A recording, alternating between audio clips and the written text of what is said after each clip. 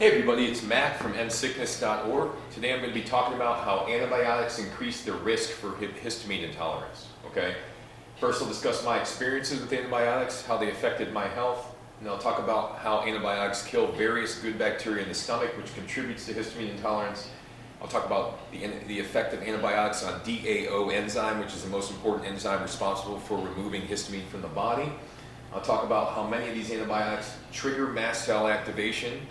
I'll talk about how the immune system can be pushed over the edge by antibiotics, as it was in my case and what I've seen with my clients.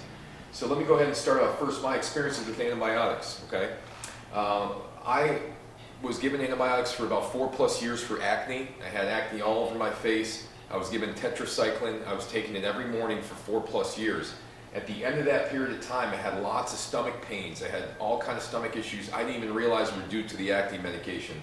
I stopped the acne medication within 60, 90 days, was extremely sick, and I didn't get better for over a decade, okay? So antibiotics destroyed my stomach, okay? Then when I got better, I had to take antibiotics for a serious sinus infection that would not go away, and I went ahead and took 2 different antibiotics at once. When I was done with those antibiotics, histamine intolerance came through the roof, all right? I was getting red face everywhere, itching after food. All these symptoms showed up again. And I had not taken antibiotics for years and years and years. And as soon as I took a heavy dose of 2 different ones at the same time, histamine intolerance kicked right in for me, and it was months and months of working through that to finally beat it. So today I'm going to discuss the risks, of antibiotics, since most people don't talk about that when it comes to mast cell activation and histamine intolerance. So antibiotics kill good bacteria, not just good bacteria, but specifically immune modulating bacteria. Bifidobacterium, certain species of Lactobacillus rhamnosus, plantarum, etc. Other immune modulating bacteria. When they kill those immune modulating bacteria, it increases the reactivity of the immune system.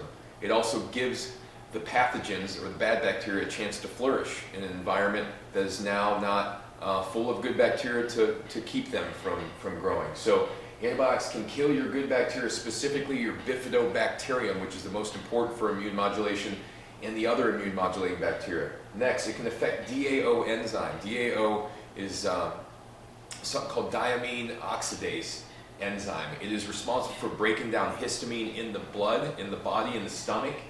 And it's critical to maintaining health. If you don't have enough DAO enzyme, your histamine levels go through the roof. When your histamine goes through the roof, you have all kind of allergy-related symptoms, food sensitivity. Your mast cells increase in population, which makes you more reactive. You become more hyperactive, harder to sleep. You go into a state of fight or flight, in essence, in reactivity. So DAO enzyme being low is directly tied with histamine intolerance, and it's been shown that many antibiotics directly shut off the production of DAO enzyme, okay? Another thing, many of these antibiotics trigger mast cell activation themselves, okay? Some of them suppress mast cell activation, but many of them actually cause mast cells to activate and degranulate and secrete all kinds of inflammatory chemicals, including histamine.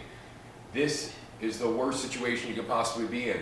You take antibiotics that not only kill the good bacteria, that keep the immune system calm and histamine under control, but they reduce the enzyme that breaks down histamine, and they trigger the mast cells to secrete more histamine. It's like the trifecta, right? And you wonder why people end up with histamine intolerance after the use of antibiotics, right? So the immune system can be pushed over the edge, as it was in my situation. They put me on Levaquin, after those 4 years of antibiotics, put me on Levaquin thinking that, of course, it was some type of infection that was causing my issues. Bam, took the Levaquin, was not the same ever since, or for 10+ years, it was not the same. Your immune system can be pushed over the edge just when it's on kind of in a fragile state. You take antibiotics, you could all of a sudden activate the mast cells, raise histamine to a level where the mast cells start populating quickly. You could have your good bacteria never recover fully, the bad bacteria start to flourish, the pathogens start to take over, all from just taking antibiotics. In most cases, these antibiotics don't even get rid of the chronic issues that people have. And this is the risk, the real risk behind it. So to summarize the key points, okay, my body got destroyed by antibiotics. Most of the people I work with who are clients had some experience with antibiotics that really set their health back dramatically, okay? My daughter's another great example. She was on 10 courses of antibiotics before I got custody of her when she was 18 months. She had all kind of autoimmune symptoms through the roof of reactivity to her environment, to various foods, etc. The majority of those things were triggered more than likely by the use of antibiotics over and over again that destroyed her good bacteria, that depleted her DAO enzyme levels, that triggered her mast cells to activate, So you have to remember when you're taking antibiotics that within 60 to 90 days, that's when you actually see most of the side effects. It's not while you're taking them, it's a couple months later once the bad bacteria have grown, your immune system has become more aggravated, etc. And by then, you have a big mess to clean up. So hope you understand the risks behind antibiotics and how they can cause histamine intolerance. If you have questions, feel free to reach out to me on my website, endsickness.org. This is not meant to be medical advice in any way, shape, or form. It's for educational purposes only, based on my experience I've had with my daughter, my clients, etc. And feel free to put your comments in the YouTube, and I'd love to respond to them, get more information out to the people watching these videos.